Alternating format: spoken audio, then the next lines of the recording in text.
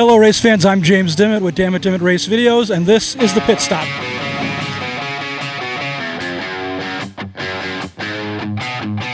Alright race fans, I'm here with one of our favorite drivers in stock car racing.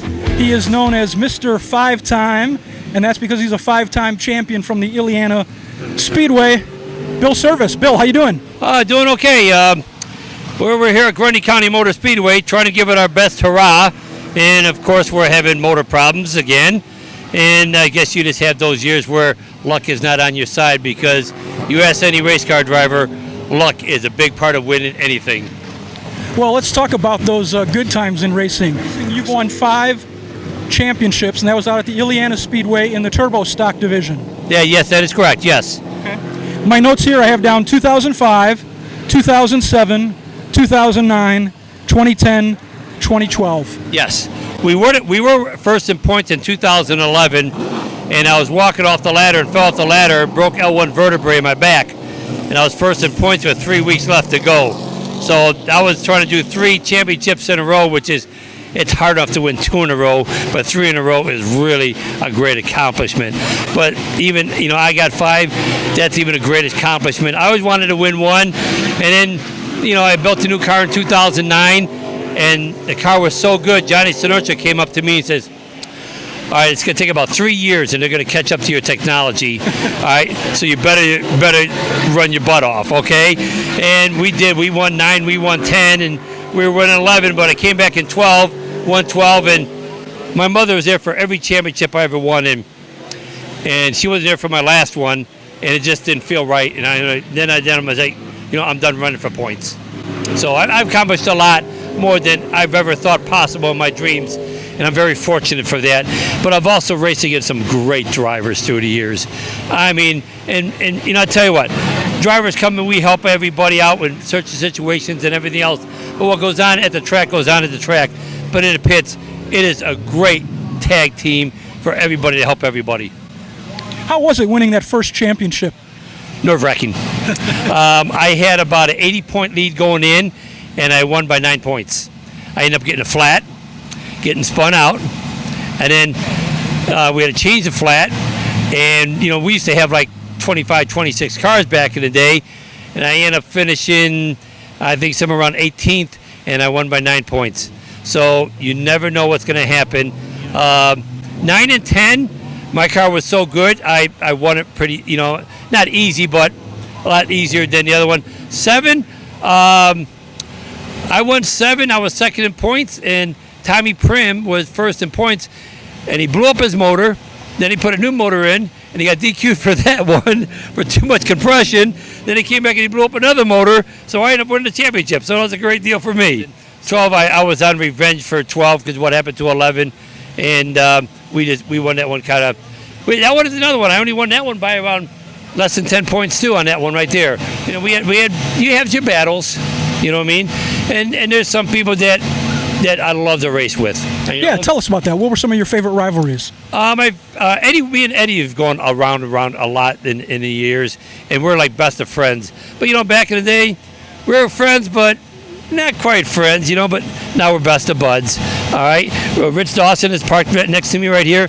Me and him has had some good battles on the track, and not battles, but racing side by side, and everything else. He's a little bit better than me sometimes, and Al Powell was a great guy to race back then. Ant Meyer was another one. Tommy Prim.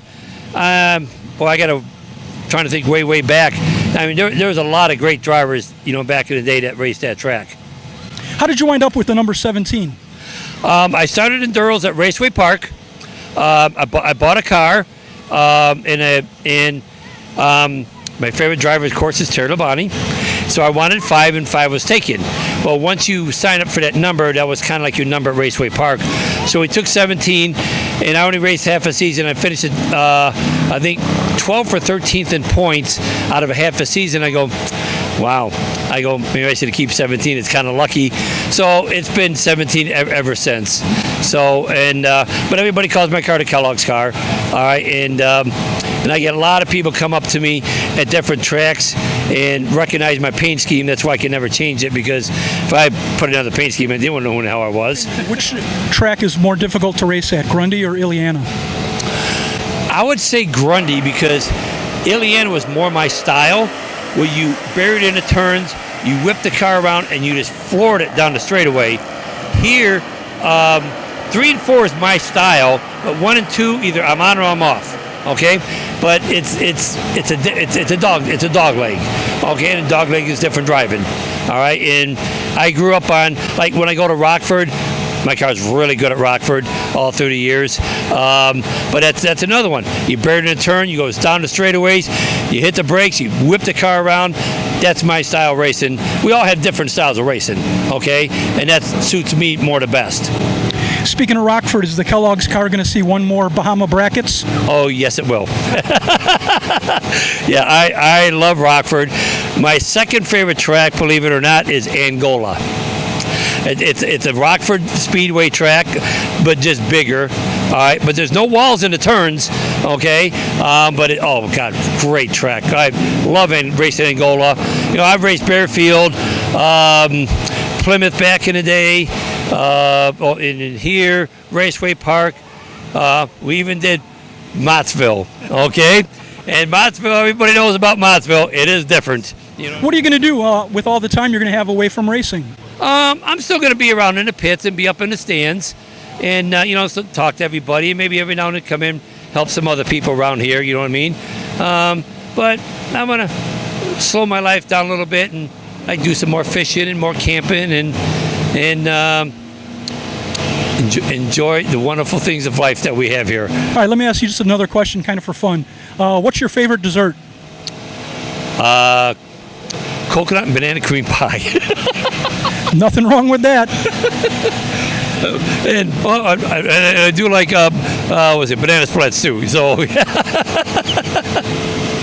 well, maybe your last night out here this season, somebody will bring you a coconut banana pie or maybe a banana split. Get it in the face, you know what I mean? So well, I know that I speak for a lot of race fans. It's really been fun watching you on the tracks, Iliana, at Grundy. You're a very personable guy. I know you enjoy autograph night, being able to talk to the kids, give autographs, have them sit in your car, things like that. So you've been a great ambassador for the sport of racing. Well, thank you. I tried, there's a guy, I'm trying to think of his name back in the day, Chad Proctor.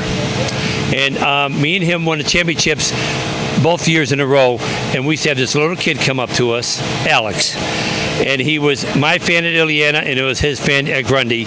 So the one year we chipped in, we bought him a bicycle, okay, and gave him to him, and said, thank you for being a number one fan, for us. And Chad Proctor said it the best. He goes, once you're a champion, you drive like a champion, all right, and you drive the best of your abilities and drive as clean as possible. And I've always been a very, very clean driver, you know what I mean?